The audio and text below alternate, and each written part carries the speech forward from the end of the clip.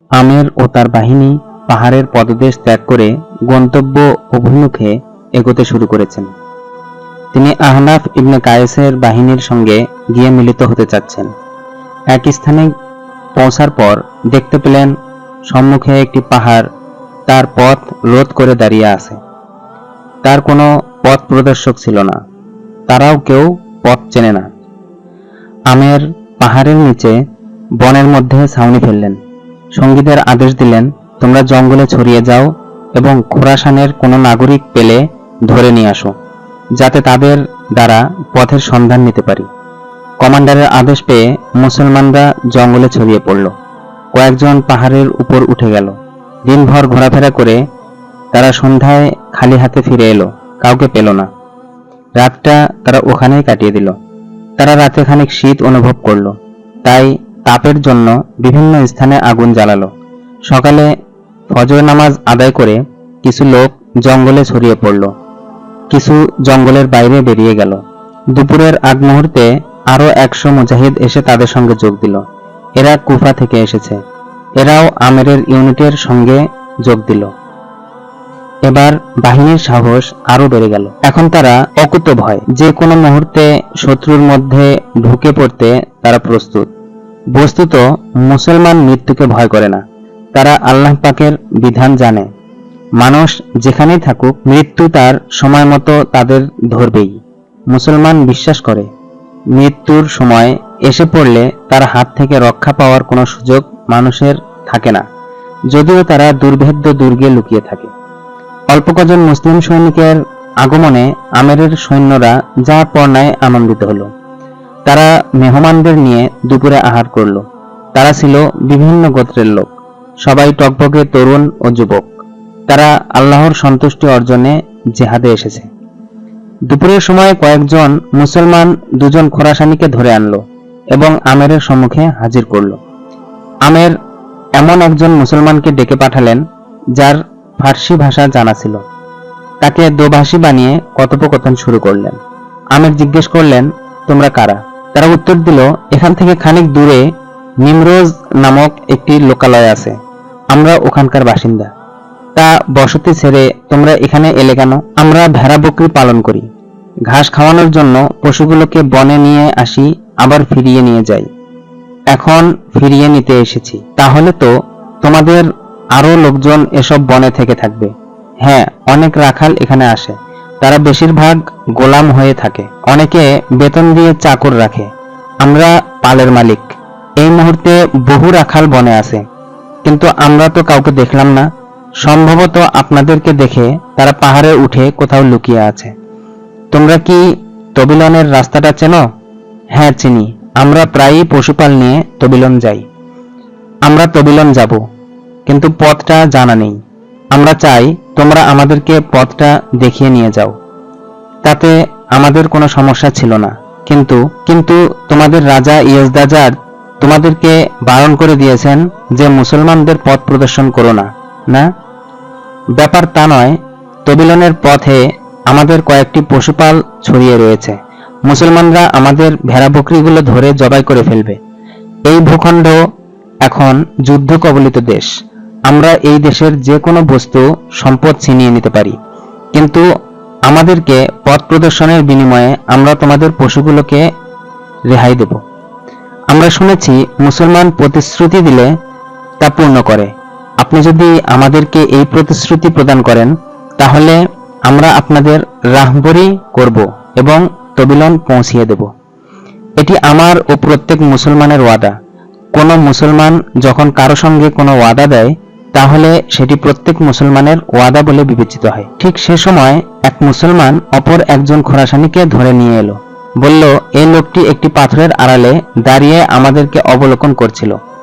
খুব সম্ভব সে গণনা করছিল আমাদের ইউনিটে কতজন মুসলমান আছে। আমি দূর থেকে দেখে পা টিপে টিপে তার কাছে চলে গেলাম। আমি যখন তাকে গ্রেফতার করলাম, তখন সে ভীত সন্ত্রস্ত ছিল। লোকটি গোয়েন্দা। আমের খানিক রাগত স্বরে বললেন, তোমার মা তোমাকে হারিয়ে ফেলুক, তুমি কি গোয়েন্দা? এই খোরাসানে আরবি জানে না। কিছু না বোঝায় সে ফ্যাল করে তাকিয়ে থাকলো। সে আরো সন্ত্রস্ত হয়ে উঠল। এই ভয়ে কাঁপতে শুরু করলো যে মুসলমানরা তাকে মেরে ফেলে কিনা। আমের ফার্সি জানা আরব লোকটিকে বললেন, একে জিজ্ঞেস করো একে এবং এর কাছে কোনো তথ্য আছে কিনা। দোভাষীর মাধ্যমে তার সঙ্গে কথোপকথন শুরু হলো। খোরাসানি বলল, আমার কাছে গুরুত্বপূর্ণ তথ্য আছে। আপনি যদি আমাকে জীবনের নিরাপত্তা প্রদান করেন তাহলে সেই তথ্য আপনাকে বলে দেব। তুমি যদি সঠিক তথ্য প্রদান করো তাহলে ওয়াদা দিচ্ছি আমি তোমাকে ছেড়ে দেব, কিন্তু যদি ভুল তথ্য দাও তাহলে অবশ্যই মেরে ফেলব। পবিত্র আগুনের কসম, আমি সত্য বলবো। সে যুগে ইরানের সকল মানুষ আগুনের পূজারী ছিল। অনেকে আগুনের সঙ্গে তারকা পূজাও করত। তাদেরকে বলা হতো মজুসি। তারা দুই খোদায় বিশ্বাসী ছিল। একজনের নাম আহরামান, যাকে অকল্যাণের খোদা মনে করা হতো। একজনের নাম ইয়াজদান, যাকে কল্যাণের খোদা বলা হতো। আমের বললেন, সত্য বললে আমি তোমাকে ছেড়ে দেব। বলো তোমার কাছে কি তথ্য আছে। খোরাসানি বলল, আমি গোয়েন্দা নই, রাখাল। আপনাদেরকে দেখে আমি আমার পশুগুলোকে গোপন স্থানে হাঁকিয়ে দিয়ে আপনাদের তথ্য জানতে এসেছি। ইয়াজদাজার এর এক সহচরের নাম খোরজাদ। তিনি বাহিনী নিয়ে এসে পড়েছেন। আমাকে জিজ্ঞেস করলেন, তুমি কি আরবদের দেখেছো? আমি তাকে আপনাদের অবস্থান জানিয়ে দিয়েছি। তিনি বললেন, দেখে এসো তো তাদের সংখ্যা কত। তাই আমি একটি পাথরের আড়ালে দাঁড়িয়ে আপনাদের সংখ্যা অনুমান করছিলাম। সেই অবস্থায় আপনার লোক আমাকে ধরে নিয়ে এলো। খোরজাদের সঙ্গে কতজন সৈন্য আছে? 2000 বা তার চেয়ে কিছু বেশি হবে। বাহিনীটি আমাদের থেকে কত দূরে আছে? একেবারে কাছে। এই যে সম্মুখে কতগুলো টিলা টিপি দেখা যাচ্ছে, এগুলোই তাদের ও আপনাদের মাঝে প্রতিবন্ধক। খোরাসানি টিলাগুলোর দিকে ইঙ্গিত করল। আমের সেদিকে চোখ তুলে তাকালেন। তিনি দেখলেন মজুসি বাহিনী পাহাড় থেকে নিচে অবতরণ করছে। সঙ্গে সঙ্গে বললেন, ও হে মজুসি, তুমি সঠিক তথ্য দিয়েছ, আমি তোমাকে মুক্ত করে দিলাম। তখনই আমের দাঁড়িয়ে হাত দিলেন, ও হে মুসলিম সৈনিকরা, তোমরা আপন আপন অস্ত্র হাতে তুলে নিয়ে প্রস্তুত হয়ে যাও। শত্রু বাহিনী এগিয়ে আসছে, আমি ওদের প্রতিহত করব। মুসলিম সৈনিকরা ঝটপট অস্ত্র সজ্জিত হয়ে গেল। ফায়রোজান মেহেরজানকে সত্যিই বলেছিল যে খোরজাদ বাহিনী নিয়ে প্রস্তুত রয়েছে। পাহাড়ের উপর এই যে বাহিনীটি আত্মপ্রকাশ করলো, এটিই খোরজাদের বাহিনী। খোরজাদ ইয়াজদাজাদ এর সহচর ও বড় মাপের একজন জাগিরদার। সকল দরবারই তাকে সমীহ করে চলে। নিজের বীরত্ব ও সাহসিকতার জন্য বেজায় দম্ভ ছিল, খুব দুঃসাহসী ও নির্ভীক। ইয়াজদাজাদকে প্রতিশ্রুতি দিয়ে রেখেছিল যে মুসলমানদের উপর আক্রমণ করে করে তাদেরকে অস্থির করে তুলবে, যাতে তার আক্রমণ অভিযানে অতিষ্ঠ হয়ে মুসলমানরা খোরাসান থেকে পালিয়ে যেতে বাধ্য হয়। বিপরীতে ইয়াজদাজাদও তাকে ওয়াদা দিয়েছিলেন, যদি সে মুসলমানদেরকে খোরাসান থেকে বিতাড়িত করতে সক্ষম হয় তাহলে আপন ছোট শাহজাদিকে তার কাছে বিয়ে দিবেন। এই শাহজাদি মেয়েটি ছিল অত্যন্ত রূপসী। রূপের কারণে তার নামটা ভুলে গিয়ে তাকে রূপকন্যা বলেই ডাকত সবাই। খোরজাদ তার প্রতি আসক্ত ছিল, কিন্তু যখন সে কাশান ও তবিলনের মাঝামাঝি স্থানে গিয়ে পৌঁছল এবং আহনাফ ইবনে কায়েস এর বাহিনীকে দেখল, তখন তার সাহস পানি হয়ে গেল। ফলে ইসলামের বীর সৈনিকদের উপর আক্রমণ করা ও গেরিলা হামলা চালানো তার পক্ষে সম্ভব হলো না। সে পাহাড়ের পিছনে গিয়ে লুকিয়ে থাকলো। কিন্তু এবার যখন আমেরের সেনা ইউনিটটিকে দেখল, তখন তাদের সংখ্যার স্বল্পতা অনুভব করে আক্রমণের প্রস্তুতি নিল। তার সঙ্গে 2000-এরও বেশি সৈন্য ছিল। পক্ষান্তরে মুসলমানদের সেনা সংখ্যা মাত্র 350। মজুসি দ্রুত পায়ে পাহাড় থেকে অবতরণ করছিল। সে চাচ্ছিল মুসলমানরা সতর্ক হয়ে অস্ত্র সজ্জিত হওয়ার আগেই তাদের অবস্থানের জায়গায় পৌঁছে গিয়ে আক্রমণ করবে এবং তারা যুদ্ধের জন্য প্রস্তুত হতে না হতেই তাদের নিঃশেষ করে ফেলবে। সে যুগের মুসলমানরা সৈনিকের জীবনযাপন করত। তাদের হাতে সবসময় অস্ত্র থাকত। যদি কখনো অস্ত্র খুলে রাখতে হতো, তখনও এত সতর্ক ও চৌকস থাকত যাতে প্রয়োজনের সময় কয়েক মিনিটের মধ্যে সশস্ত্র হয়ে যেতে পারে। আমেরের বাহিনী অত্যল্প সময়ের মধ্যে অস্ত্র সজ্জিত হয়ে ছাউনির সেই দিকটাতে সমবেত হতে লাগলো যেদিক থেকে মাজুসিরা আসছিল। মাজুসি সৈনিকরা দ্রুত পায়ে পাহাড় থেকে অবতরণ করছিল এবং খানিক দূরে মাঠে গিয়ে সমবেত হতে শুরু করলো। খোরজাদের পরিধানে রেশমি পোশাক, গায়ে সোনা জহরতের অলংকার, মাথায় হীরা জহরত খচিত সোনার মুকুট। তার ঘোড়ার সাজ সরঞ্জামও সোনা রূপার তৈরি। তার ঠাট বাট অন্য সকলের চেয়ে আলাদা। দূর থেকে দেখেই বোঝা যায় ইনি এই বাহিনীর সেনাপতি। বাহিনীর সম্মুখভাগের অংশটির সঙ্গে সেও ময়দানে নেমে এলো। বিপরীতে আমেরও তার বাহিনীর কাছে পৌঁছে গেলেন। তিনি মুসলিম সৈনিকদের উদ্দেশ্য করে বললেন, ইসলামের বীর সৈনিকগণ, যেসব মজুসি এখনো পাহাড়ের উপরে রয়েছে তাদের উপর তীর ছোড়ো। কমান্ডারের আদেশ শোনা মাত্র মুসলমানরা দ্রুত কাঁধের ধনুকগুলো হাতে নিয়ে নিল এবং তুনির থেকে তীর বের করল। তারা ধনুকে তীর সংযোজন করে ছুটতে শুরু করলো। দেখতে না দেখতে তীরের বর্ষণ শুরু হয়ে গেল। পাহাড়ের উপর থেকে যেসব মজুসি নিচে অবতরণ করছিল, এই তীর তাদের মাথা ও বুকে গিয়ে বিদ্ধ হলো। বহু শত্রু সেনা আহত হয়ে চিৎকার জুড়ে দিল এবং পাহাড় থেকে নিচে গড়িয়ে পড়তে লাগলো। তাদের নিকটবর্তী সৈন্যরা যখন সঙ্গীদেরকে আক্রান্ত হতে ও চিৎকার করতে দেখলো, তখন তারা ক্ষুব্ধ হয়ে উঠল এবং পাল্টা আক্রমণের জন্য হাতে নিল। কিন্তু তাতে তীর সংযোজন করতে না করতেই মুসলমানরা দ্বিতীয়বারের মতো তীর ছুড়ল। তাতে আঘাতপ্রাপ্ত হয়ে বহু মজুসি আত্মচিৎকার জুড়ে দিল এবং হুমড়ি খেয়ে খেয়ে গড়িয়ে পড়তে লাগলো। খোরজাদ মোড় ঘুরিয়ে দেখল মুসলমানদের প্রতি তার ক্ষোভ আরো বেড়ে গেল। সে তার সৈনিকদেরকে উদ্দেশ্য করে বলল, ইরানি সিংহরা, হিংস্র আরবরা তোমাদের ভাইদেরকে তীরের আঘাতে হতাহত করছে। তাদের প্রতিশোধ নিতে তোমরা বীরত্বের সঙ্গে আক্রমণ চালাও এবং একজন আরবকেও জীবিত পালাতে দিও না। সঙ্গীদের শোচনীয় পরিণতি দেখে মজুসিরা নিজেরাও ক্ষোভের আগুনে জ্বলছিল। তারা স্রোতের মতো মুসলমানদের দিকে ধেয়ে এলো। তাদের বাণ এত তীব্র বেগে ছুটে গেল যেন সেই স্রোত মুসলমানদেরকে খড়ের মতো ভাসিয়ে নিয়ে যাবে। আমের যখন শত্রু বাহিনীকে ধেয়ে আসতে দেখলেন, তখন তিনি উচ্চস্বরে বললেন, ইসলামের সৈনিকগণ, মজুসিরা তোমাদের সংখ্যা কম দেখে তোমাদের উপর আক্রমণ করতে ছুটে আসছে। তোমরা ধনুকগুলো কাঁধে ঝুলিয়ে নাও আর বর্ষাগুলো হাতে নিয়ে শক্ত পায়ে নিজ নিজ জায়গায় দাঁড়িয়ে থাকো। ভেবো না শত্রুর সংখ্যা বেশি। তোমরা এর চেয়েও বেশি সংখ্যক শত্রুর সঙ্গে লড়াই করে জয়ী হয়েছ। সংখ্যার অধিক্যের সঙ্গে বীরত্বের কোনো সম্পর্ক নেই। তোমরা আল্লাহর উপর ভরসা রাখো এবং মৃত্যুকে উপেক্ষা করে যুদ্ধ চালিয়ে যাও। মহান আল্লাহ বেশি সংখ্যক লোকের উপর কম সংখ্যক লোককে জয়ী করার ক্ষমতা রাখেন।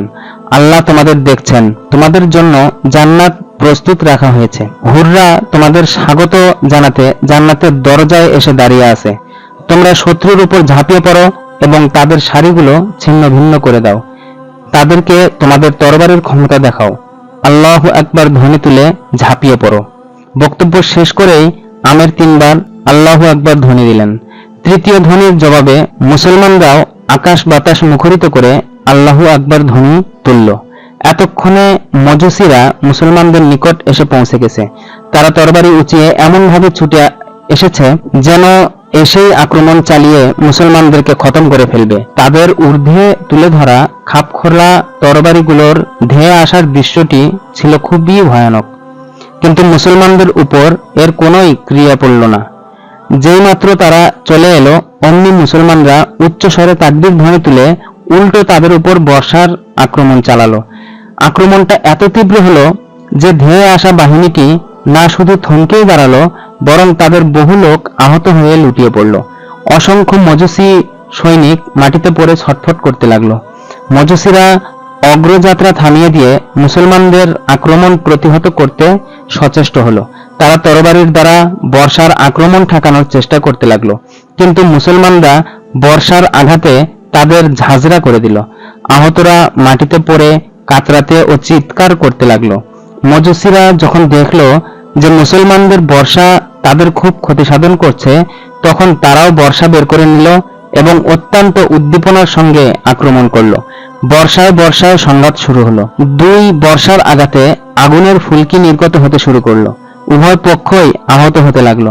মুসলমানরাও মজুসিদের বর্ষার আঘাতে ক্ষতিগ্রস্ত হলো। মুসলমানদের জোশ বেড়ে গেল। তারা বর্ষা ফেলে দিয়ে তরবারি হাতে নিয়ে তীব্রতার সঙ্গে আক্রমণ চালালো। মজুসিরা বর্ষা দ্বারা তার মোকাবেলা করলো। মুসলমানরা তরবারি দ্বারা বহু মজুসির বর্ষা কেটে ফেললো। মজুসিরা ঘাবড়ে গেল। তারাও বর্ষা ফেলে দিয়ে তরবারি হাতে নিল এবং আক্রমণ চালালো। তারা চিৎকার করতে করতে সামনের দিকে এগিয়ে গেল, কিন্তু মুসলমানরা আক্রমণের তীব্রতা আরো বাড়িয়ে দিল। আবেগতাড়িত হয়ে যেসব মজুসী সম্মুখে এগিয়ে গেল, মুসলমানরা তাদেরকে আহত করে পেছনে সরে যেতে বাধ্য করল। মজুসীরা ধারণা করেছিল মুসলমানরা সংখ্যায় মুষ্টিমেয়, তাই আক্রান্ত হওয়া মাত্র তারা ধরাশয়ী হয়ে যাবে। কিন্তু যখন মুসলমানরা কল্পনাতীত বীরত্ব ও সাহসিকতার সঙ্গে তাদের মোকাবেলা করল এবং তরবারি চালিয়ে তাদের হত্যা করতে শুরু করল, তখন তারা বিস্ময়ে হতবাক হয়ে গেল এবং বুঝে ফেলল মুসলমানদেরকে সহজে কুপঘাত করা সম্ভব নয়। ইরানিরা সংখ্যায় মুসলমানদের কয়েক গুণ বেশি ছিল, তাই তারা নিশ্চিত ছিল যে মুসলমানরা অনায়াসে খতম হয়ে যাবে। কিন্তু এখন মুসলমানরা যে শান আর বীরত্বের সঙ্গে লড়ছে, তাতে তারা বুঝে নিল যে মুসলমানরা অন্তত নিজেদেরকে সমান সংখ্যক শত্রু সেনাকে হত্যা না করে পরাজয় বরণ করবে না।